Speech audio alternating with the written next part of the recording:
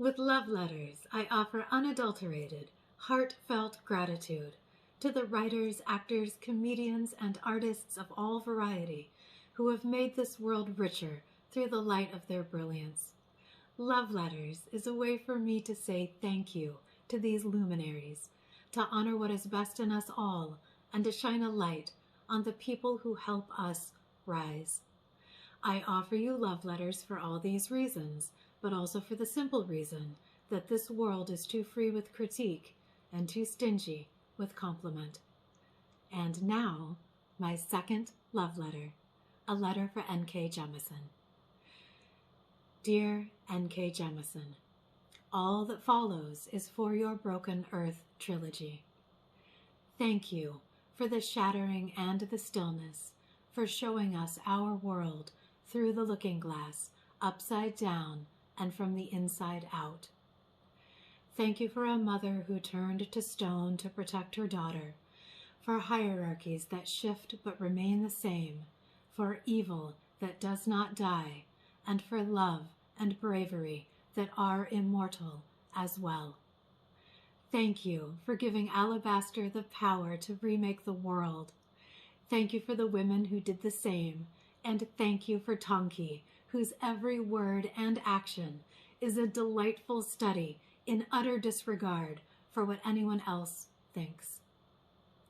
I'm loath to thank you for this one, lady, but thank you for torture chairs where the powerful are bound by the terrified, where power is used to imprison and souls are destroyed.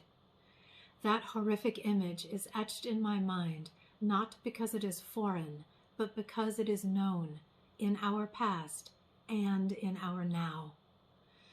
Thank you for strangeness, for familiarity, and for your long vision. Thank you for heroes and heroines who falter, but step inevitably towards rightness, towards the necessity of destruction and the healing that comes after. Thank you for fathers shattered, mentors who wound, and for men and women bound by many forces. Thank you for fear of the other, which tragically never goes out of style, for fear of self, which is the most powerful prison, and for the unfurling of self, which is the beginning of all power. Thank you for compelling me to think persistently of all that lies above and beneath, for crystals and creatures of stone, for rock and strata, for heat and control, for networks of power, for each of us together and each of us alone, for harmonies and breaking, for resonance and unfettered aching. Thank you for the ash and wreckage of the old, and the hum of the heart of the world still thrumming.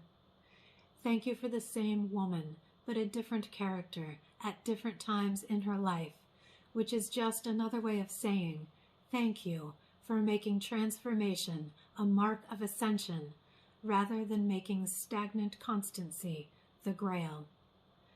Thank you for calling to mind pressure concentrating, a lapidary shaping, tectonic plates heaving, and emotions as strong, voices raised as a collective cradle, shapes in the sky that call and unsettle, and rifts as throbbing wounds in the earth and in people.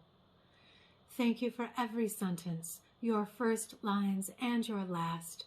Thank you, N.K. Jemisin, first to last, for history and prophecy, for untamed forces and humanity, and for your brilliance in showing us the long swath of who we are, the repeating cycle of stillness that is not still, and shattering that is an end and a beginning as well. With immense gratitude for the world you created that in its otherness showed us what is both strange and familiar. Thank you, N.K. Jemisin. All my best. Sarah D. Little. Up next, Cormac McCarthy.